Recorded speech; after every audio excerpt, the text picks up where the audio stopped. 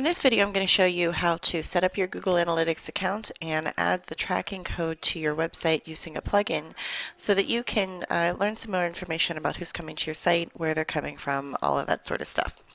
So you're going to go to google.com/analytics, and if you have a Google account, you can log in with that. If you don't have a Google account, you'll need to set one up.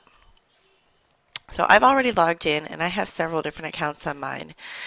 So for me, I have my account here, and I'm going to go to create a new property.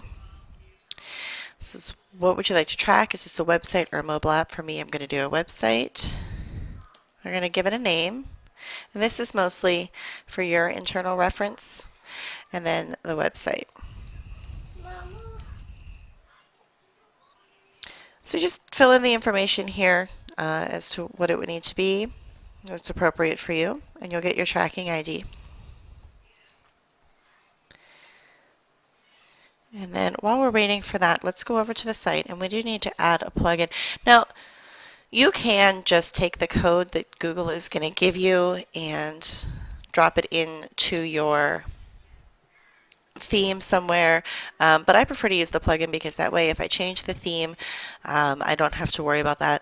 And also there's some other options that the plugin will give you that you don't necessarily come with the code that you get from Google. So the plugin we're going to use is Google Analytics by Yoast. I just usually search for Google Analytics Yoast and let that come up. And we're going to go ahead and install that. And Yoast is the same company that makes the WordPress SEO plugin that I recommend. So if the name sounds familiar, that's why. Alright, so we have it installed. We're going to go down to set it up. We're going to go to our settings here.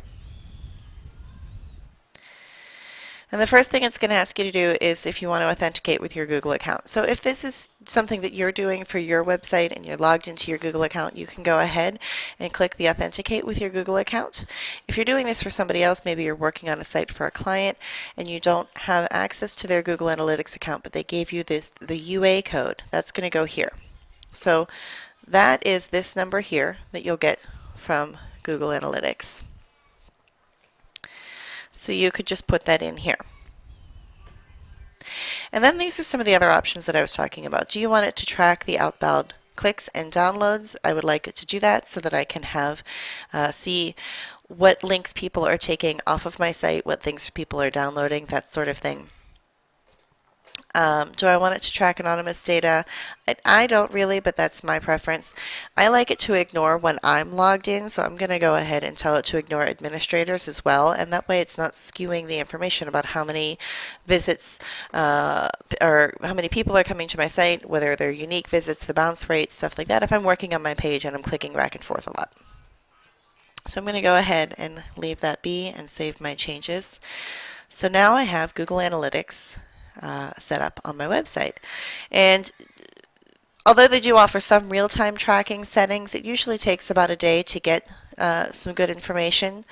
So I'll check on it tomorrow and see if people are coming to the site and where they're coming from, and if it's coming from Facebook or a specific website, that kind of thing. So that is setting up Google Analytics on your website. And if you have any questions, feel free to leave a comment below or send me an email. Take care. Bye.